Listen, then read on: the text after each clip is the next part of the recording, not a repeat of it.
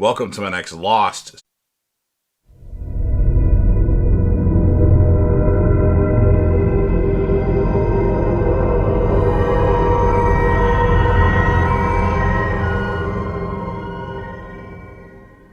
Season 3 episode review video. Before I get into that, though, pretty important, if you aren't caught up to the point where I am, and where you're watching Lost, or you're just entirely sure, then you definitely need to take the initiative and pay attention to the episode's title, which of course I'll mention, as well as put in the description.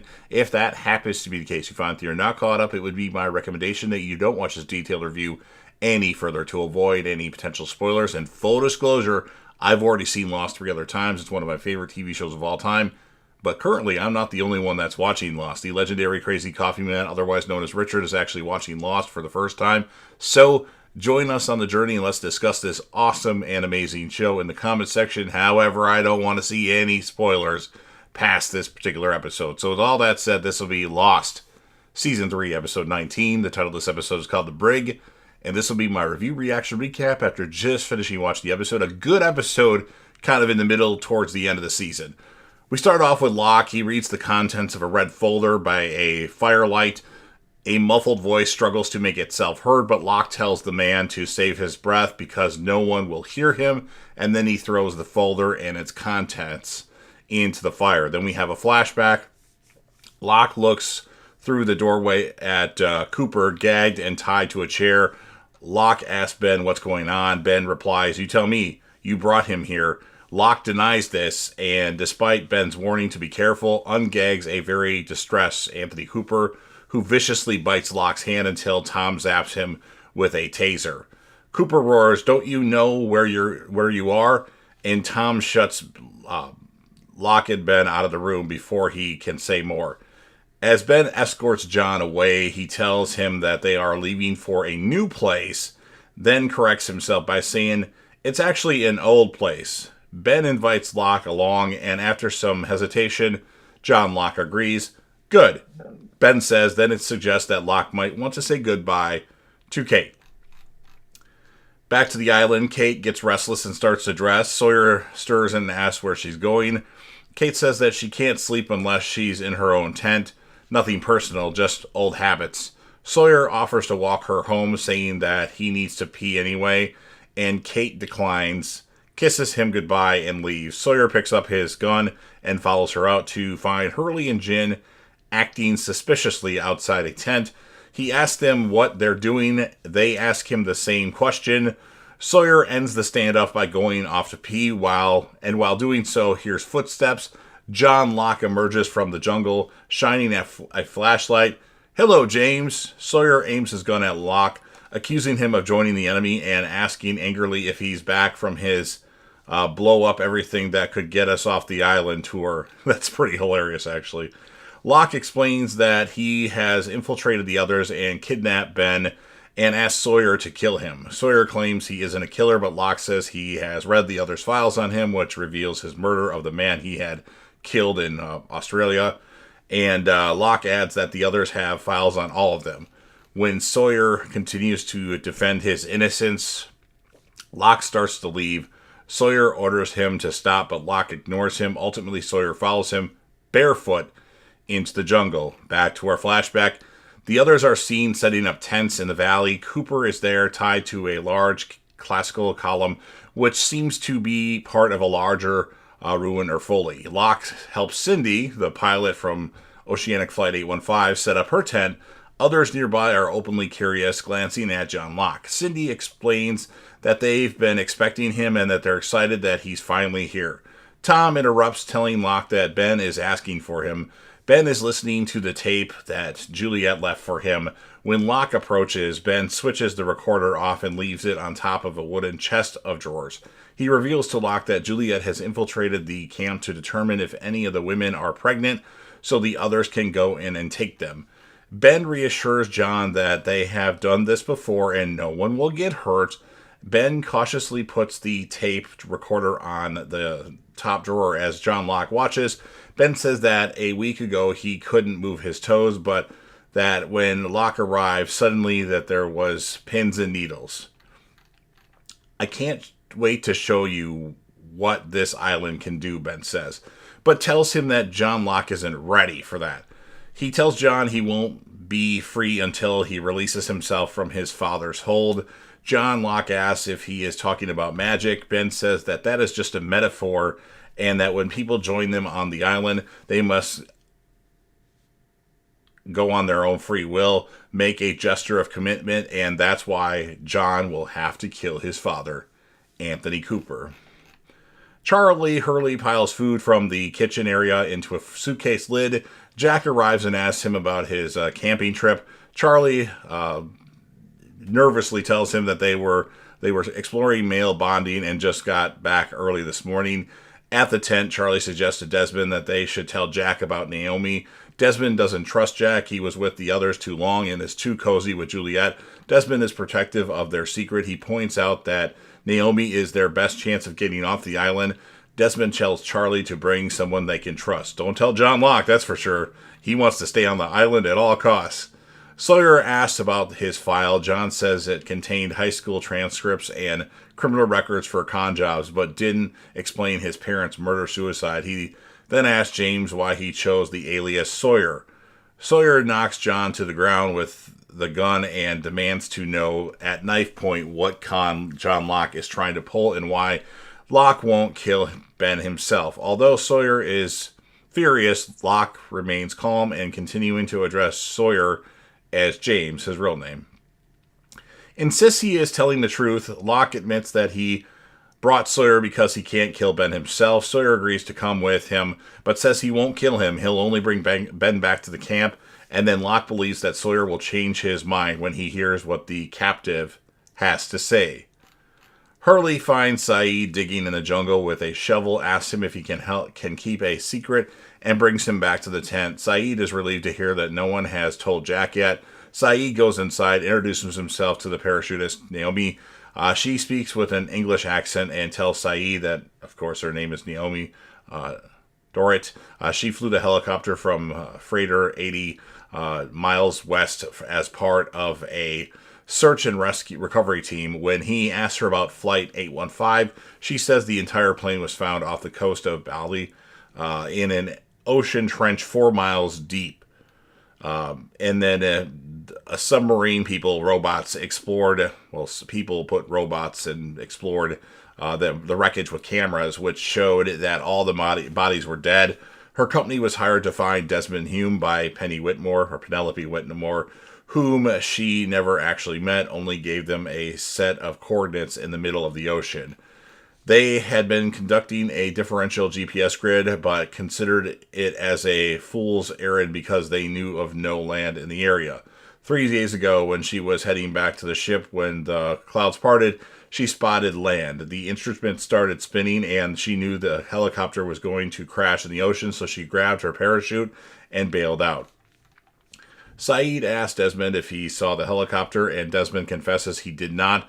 Naomi says if Saeed thinks she's lying, he asks her if she has a communication device. She asks Saeed to confirm his name again before she shows him the satellite phone. Locke and Sawyer rest at a river. Sawyer tells Locke he didn't mean to kill the man in Sydney, that he thought he was someone else. Locke asks who he did mean to kill, but Sawyer sidesteps the question. Back to our flashback, the others' tents are all lit up from inside. Ben wakes Locke, who is sleeping outdoors, and tells him it's time. He brings John to the column. Anthony Cooper is tied to it and still gagged. Ben hands Locke a knife and suggests that, although it won't be easy, the quicker the better. Anthony Cooper's gag is removed and he mocks John Locke. John Locke stalls, saying he has to think. Ben baits Locke with the talk of how Anthony Cooper has hurt him. And then Cooper addresses Ben as a bug eye and suggests John will kill him because he is spineless. Slowly, a crowd of silent others, adults and children, gather. They watch as Locke holds the knife up to Anthony Cooper's neck, but then finally backs away. Anthony Cooper starts to gloat, but Ben knocks him out with his cane. Ben takes the knife from John and announces to the others that John is not the man that they thought he was. John walks away, though the silent observers, which include Zach, Emma, Richard Alpert, and others. Locke tells Sawyer it's a slaving ship from the mid-19th century and that Ben is locked up in the Brig, the title of the episode. He speculates that the captain brought the slaves to try to mine the island. Sawyer investigates a box which Locke informs him is full of dynamite. Sawyer moves away. There is a human skeleton chained to the wall of the ship. A muffled voice cries out, and Sawyer is surprised that there is actually a prisoner. He reiterates his refusal to kill the captive, and Locke replies, "Whatever you say, James," leaving his knife outside. Sawyer enters the Brig. Locke suddenly slams the door and locks Sawyer inside. Sawyer beats on the door and then turns around and takes off the bag covering the prisoner's head, revealing it's not Ben, but Anthony Cooper, whom Sawyer doesn't recognize. Saeed attempts to use the satellite phone. He tells Hurley that he's never seen such sophisticated equipment. He manages to turn it on, but can't find a channel and hears only interference. Kate discovers them, sees the phone, and asks what's going on, and Saeed asks her to keep quiet. As Sawyer bangs on the door and demands to be let out, Danielle Russo enters the ship. Locke and Russo do not seem too surprised to see each other. They calmly greet each other by name, ignoring Sawyer shouting, and Locke asks her what brings her to the Black Rock. She tells him she is there for dynamite and asks why he is there. He doesn't answer, just points her towards the box with his torch, warning her that it's unstable. She takes a crate labeled explosives and leaves. Back to our flashback stuff. Locke takes the bandage off his head, or his hand, I should say, discovering that his wounds have already healed. Richard Alpert approaches, remarking on the beautiful scenery and saying that however long you are here, you never tire of the view. He introduces himself to Locke. He tells John that Ben knew Locke wouldn't kill his father and had put him in front of the camp so everyone would watch him fail. When John asks Richard why Ben would do that, Richard explains that Ben was worried because the others were starting to think that John Locke might be very special because his paralysis has been cured. Richard Alpert says Ben has kept them occupied with novelties like fertility issues, wasting their time, and that Locke could remind them of the more important reasons that they are there. Richard Alpert wants Locke to find his purpose, but for that to happen, his father has to go. Richard knows that Locke won't kill him and suggests that he could enlist someone else to do that. He hands Locke a file on James Sawyer Ford. Locke is confused as to why Sawyer would want to kill Anthony Cooper, but Richard tells him to keep reading. Locke looks down at the file as Richard leaves. Back to the island. Sawyer removes the gag from Anthony Cooper. He yells at Locke and threatens to shoot him through the door, but Locke has figured out that it's a bluff. There are no bullets in the gun. Anthony Cooper chuckles about not raising a dummy and explains that John Locke is his son. Sawyer asks Anthony Cooper how he got to the island. Cooper says he was in a car accident and doesn't remember anything until he woke up gagged and tied to a chair, greeted by his dead son. John Locke died, he says, when his plane crashed in the Pacific. Sawyer tells him that he was on the plane, Locke wasn't crippled, and they crashed on the island, not in the ocean. Anthony Cooper suggests that they're not really on an island and that it's too hot for heaven. So he's incinerating, or he's thinking that they're in hell, essentially. Sawyer asks Anthony Cooper why he threw John Locke out the window. He says Locke became a nuisance after Anthony Cooper conned him out of a kidney. Sawyer is surprised that Anthony Cooper is a fellow con man and asks him his name. Cooper says he has had many names, including Adam Stewart, Anthony Cooper, Ted McLaurin, Tom Sawyer, Lewis Jackson, and Paul. Sawyer has a moment of realization. Well, how about that? Sawyer is my name too. Mind-blowing moment that Anthony Cooper is the Sawyer that James Ford has been looking for, that essentially led to both of his parents dying. What great writing. Back to our flashback. John Locke wakes up the next day as the others are packing. When he asks, Ben explains that they are moving on and leaving John and Anthony behind. John says they can't leave him behind. Don't tell me what I can't do, Ben replies. great when people say his line to him. But I thought I was special, Locke pleads. Ben says that everyone makes mistakes. They will leave a trail for John to track, but he shouldn't bother unless he arrives carrying the dead body of his father on his back. John does not attempt to follow the others as they leave. Back to the island, Sawyer asks Anthony Cooper if he's been to Jasper, Alabama, and Anthony Cooper admits it. Sawyer accuses Anthony Cooper of killing his father. He puts his letter from his back pocket and orders Cooper to read it. Cooper starts to read it out loud, realizing that Sawyer wrote it as a child, holding Anthony Cooper responsible for Sawyer's parents' murder/suicide. Cooper tries to make what happened to Sawyer's parents less significant, saying that he pulled the same con dozens of times, and Sawyer tells him his mother's name was Mary, and Cooper remembers her. Cooper says he only took their money and isn't responsible for their deaths. Cooper tells Sawyer that if his father killed Sawyer's mother and then himself, he must be down here somewhere, and maybe Sawyer should take this up with him. Sawyer demands that Anthony Cooper finish reading the letter, but Cooper rips it into little pieces, and Sawyer asks him if he wants to go to hell, wraps a chain around Anthony Cooper's neck, and strangles him to death. Locke opens the door, Sawyer, and he opens the door, and then Sawyer thanks him like, okay, this is what I wanted. Thank you for letting me kill this motherfucker. Back to the island, Jack and Juliet are eating together. Kate rushes up and asks to talk to Jack in private. Juliet immediately agrees to leave, but Jack stops her. Despite Kate's request for privacy, Jack insists that Juliet stay. Kate becomes annoyed and tells Jack the truth about the woman in the tent. Jack asks why nobody told him. Kate replies that they don't trust him. Jack catches Juliet's eye for a few moments. He insists on knowing how Naomi was supposed to contact the boat. Kate tells him about the satellite phone. Juliet asks Jack that Juliet tells Jack that they should reveal something to Kate, but Jack says not yet and leaves. Outside the Black Rock, Sawyer vomits. Locke tells him he can go back now. Sawyer asks why Locke did it. He says Anthony Cooper ruined both of their lives and had it coming.